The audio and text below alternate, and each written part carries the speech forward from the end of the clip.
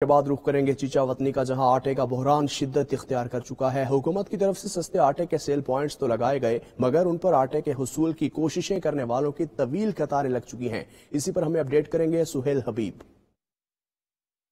جی، چیچا وطنی میں آٹے کا بحران شدت اختیار کر چکا ہے۔ اس وقت شہر کے مختلف مقامات پر حکومت کی طرف سے سستے آٹے کے سیل پوائنٹ تو بنائے گئے ہیں، لیکن وہاں پر رش اتنا زیادہ ہوتا ہے کہ خواتین، کم سن بچوں کے ساتھ اور بوڑھے اور جو چھوٹے بچے ہیں وہ گھنٹوں یہاں قطاروں میں لگتے ہیں، تب جا کے ان کی باری آتی ہے اور وہ آٹا حاصل کر پاتے ہیں۔ لیکن ایسی صورتحال میں عوام کا کہنا ہے کہ ان کو بہت زیادہ ذلت کا سامنا ہے۔